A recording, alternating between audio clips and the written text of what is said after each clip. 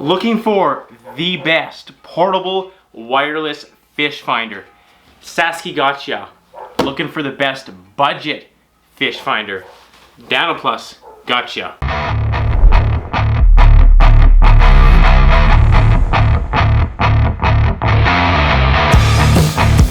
Is this the best user-friendly, budget-friendly fish finder? We received this a week ago. We've been playing with it quite a bit. There's a simulation mode. And as far as the user interface, the display, I absolutely love it. It's easy to use. You don't need the instructions, so just go ahead and throw those out as soon as you get the box. As far as price goes, it runs you around $75. So you're not out a lot if you don't like it, and there's always a return policy on these. Stay to the very end of the video because we're gonna go get some real-time use out of this in the water. I actually haven't put it in the water yet, so we're gonna learn this the first time I throw it in, and you're gonna see it too. So one of the coolest features about this, and I had no idea, you can attach the transponder unit to your fishing line. So you can cast it out. So if you like running worms and just chilling on the bank, just let the bobber do its work, let the worms hang down, and just wash your fish finder on shore. So that's a really cool feature, something I definitely want to try in the summer. And in case you're wondering, there's a whole list of things this can do. Let's get started. Bank fishing, river fishing, kayak fishing, lake fishing, sea fishing, pier fishing, ice fishing, boat fishing, night fishing, and shore fishing. You can basically fish with this however you want. So we're gonna give this a try. The meat and the potatoes, baby. We're gonna unbox this, you guys can check it out. Yeah, I already unboxed it and played with it a lot. This is it, this is the little display and it weighs virtually nothing. And the charge station, it just magnetizes on the back and you can pull it off and snap it on to charge it. So it's got an internal charging device, or charging battery, sorry. And now it comes with these two little boxes. Now all the wires and cords for the charging ports are in the house. We don't need to look at those. Everybody sees them all the time. We're gonna put all the little pieces out. So here is the portable wireless unit. Now, you're probably wondering, hey, how does it turn on? Well, I'm gonna tell you why. I'm gonna tell you how. When you get it in the water connects to electrodes right here, so that turns it on. And within 5 seconds of when it's outside the water, it turns off. So you never have to turn this thing on and off. So that is really freaking cool. And here's the clip that goes on it. Here, I'll show you this. Check this out. It attaches on the side. Where's the corner? Where's the side? Here it is. So it clips on it here. It's just a snap swivel. And then you put your line through here, and it's an open hole. So you don't have to ever set it, so it's always gonna float on the surface, and your worms can go up and down. It's kind of like a slip bobber in a way. It just self-adjusts, what that is. Now to charge it, you undo this, so make sure you tighten it up when you're done.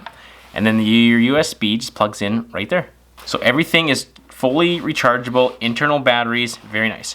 Now you have a clear one too, which is really neat. I don't know what the purpose of the clear opposed to the yellow one is, but I would probably pick the clear one because why not? When this comes to ice fishing, I don't know yet. It says you can ice fish.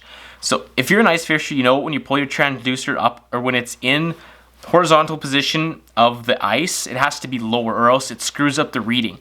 This thing goes 90 degrees, 90 degrees. So I don't actually know with ice fishing, even with the 10-inch hole, I think unless it just cancels it out and goes straight down, I don't know if it's actually gonna work ice fishing. So this is one reason I wanna test it for the first time using it with you guys. Now, as far as distance too, when you're casting this thing, because this is heavy, if you got a good rod and reel, you're gonna be able to zing this thing. I believe it was around 150 feet, you can cast it as well, as the depth being roughly the same. So far as distance for wireless, you're gonna have no issue at all. And now for the skeptics, I saved the instructions. I had to prove it. I gotta prove this to you guys because you're probably not gonna believe me about this casting thing. I didn't know until I actually looked at this. But this is your proof right here. You put it on your line and you cast it out and chill and drink your beverages and watch the flasher. The best way to show you guys is to turn it on and show you exactly the whole user interface, all the icons, the gadgets, the gizmos. So let's turn it on. So when it comes to this, you have wireless or simulation. Now since you're not actually in the water, you want to put it on simulation and let's go. Really simple and easy to use, and the kids, the best thing about it is for kids. They see the fish on there, you're gonna keep them entertained more than anything. So that's a huge bonus. If you look now, top left, it'll show your current depth in real time. Below that is the temperature. Now another cool feature, if you're looking close, each fish, it'll show the current depth of it. We'll do each option really quickly in order here. So, shallow water alarm. What that is if let's say you're trolling at, let's say 10 feet, you can set it for 7 feet. So, you know, if you're getting too shallow, it'll beep, and then you can continue and go back out to try to stay at your current depth for whatever species you're fishing for. Another pretty basic option is the fish icon. Leave it on. Why would you take that off? That's cool. Now this goes back to kind of running the bobber. It's the fish alarm. If you're just casting from shore, chilling, drinking your beverages, you can have the alarm beep whenever a fish comes under the sonar. Now the next one's the units. You can just go left and right to go to Fahrenheit to Celsius. And the same with the depth. You can go feet or meters. I like it on feet and Celsius. This one's just a cool little feature. You can go in blue, yellow, or red. That's just the display of the screen. And another one, you can have the low battery alarm, and you can set the low battery alarm, which is kind of neat. And you can choose your language. That's a nice option. And your brightness. I like it bright because I just like to see. And you can have your chart speed. I believe what that is how fast it's updating in real time. Now we're gonna run out to the water and give this a try. Okay, now we're gonna do the field test, you guys, and I'm pretty excited to do this. Now what we're gonna do is we're gonna make sure it works in an ice hole, and I did open up a big chunk too, so we're gonna see it both ways regardless. But as far as flashers, the transducer has to be lower than the ice or it doesn't read properly. So that's what I'm not sure of with this, so that's what we're gonna find out. Well, I think it works, but it doesn't work. It's doing what I kind of figured. It's picking up like 50 fish, and I think that's why it's reflecting the sonar off the ice. I'll show you.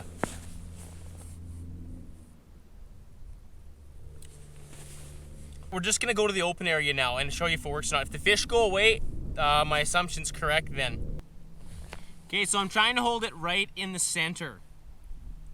The water is dirty, so it could be picking up debris too. It's not clear at all, so that could be a big factor too. So if you're maybe in a clear lake, it'll show less fish, or I think any kind of, like, it can't tell the difference. If there's something floating below the sensor, it's gonna pick it up as a fish, but they're showing way less fish though. So this is what it's showing now. It's less fish, but it still shows it. One thing I should point out too, like I have the flasher here and I compared the depth, and it's about 4 feet with the flasher, and it's showing about 3.8 to 4.5 as it floats around. So the depth accuracy does seem to be very nice. I'm just gonna put it back in the center because the sensors come off on a 90, I believe, so it could still be hitting the ice. I don't know if I actually got enough water out of the way. It's showing quite a bit of fish still. So the body of water is still very dirty. Yeah, there's, oh, sensitivity. Oh my gosh. So we turned the sensitivity way down. So that's probably gonna help out a lot. I had it maxed out, so let's pick it up every little bit. So now if there's way less fish, I think it's gonna be way better. Even with the sensitivity down, it still picks it up. The body of water, like I was saying, is fairly dirty, so it could be, that's not helping at all. But once again, if it's completely open water, a clear lake, it's probably gonna show less fish. I'll show you guys. So for your bang for your buck, I think it's pretty good. It's just a budget fish finder to have fun with. It's not a high-tech one by any means, but now you guys know as much as me, and I guess, well, hopefully you can make your own decision. Thanks.